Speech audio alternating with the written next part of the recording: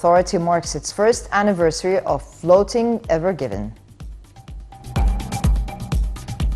Russian delegations meet for peace talks in Turkey. Welcome back, the news in detail. President Abdel Fattah el-Sisi received on Tuesday Angolan Foreign Minister Titi Antonio in the presence of Foreign Minister Sameh Shoukry. Presidential spokesman Ambassador Bassam Radi said the president conveyed his greetings to Angolan President João Lorenzo and stressed the great importance Egypt attaches to strengthening bilateral relations in various domains.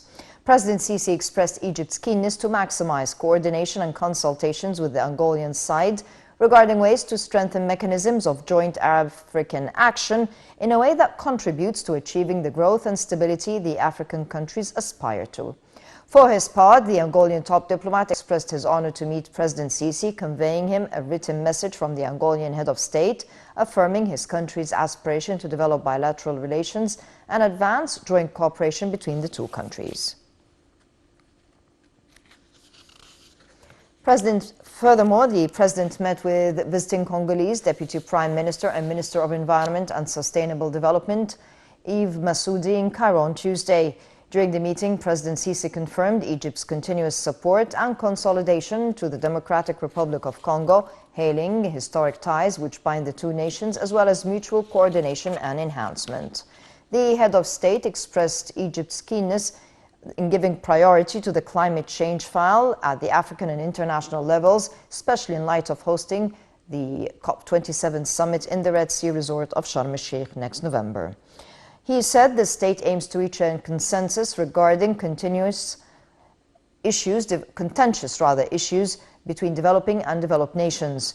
The president expressed Egypt's keenness to coordinate efforts and offer all support to African nations to guarantee quick adaptation with negative and economic repercussions of the climate change in the short and long times. President Sisi further noted that Cairo would collaborate with efforts with other African states to guarantee the success of the upcoming summit in realizing balanced outcomes. For her part, the Congolese minister handed a message from Congolese President Felix Tshisekedi, which praised strategic and distinguished bilateral political and economic ties. President Abdel Fattah el-Sisi received head of Libya's Presidential Council, Mohammed el-Manfi, in Cairo on Tuesday.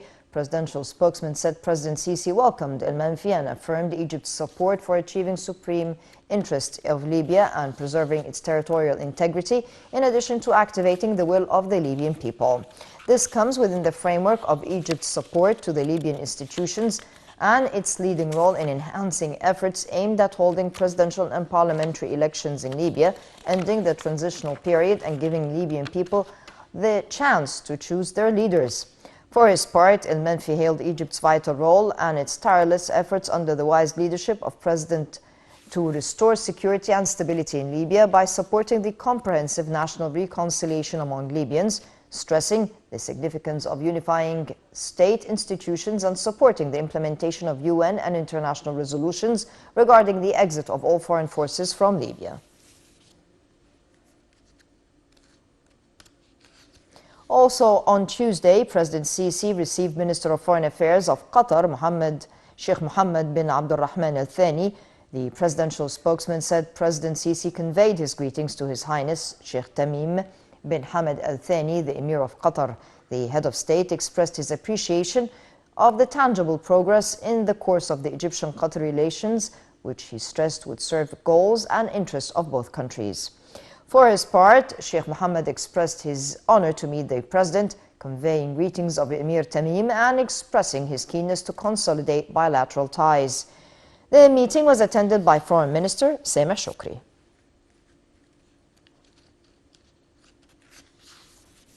Furthermore, Prime Minister Mustafa Mabouli held a meeting with visiting Qatari Deputy Prime Minister and Foreign Minister Sheikh Mohammed bin Abdulrahman Al Thani and Qatari's Minister of Finance Ali bin Ahmed Al Kawari and a number of officials from both countries. During the meeting, both sides agreed to establish a number of investments and partnership in Egypt with a total value of $5 billion in the coming phase. The meeting tackled bilateral ties and cooperation and coordination in different fields, The two sides praised the step to form a higher joint committee with the aim of continued cooperation between the two sides. Suez Canal Chief Osama Rabia held a press conference on Tuesday over progress with regard to developing Suez Canal's southern sectors. The press conference was held to mark the first anniversary of the flotation of the Ever Given. Rabia also shed light on the recent statistics in the canal. The Ever Given ship ran around in the Suez Canal on March 23, 2021, and the Suez Canal Authority was able to float its sixth day after the accident. It was towed to the Bitter Lakes near the city of Faid in Ismailia Governorate.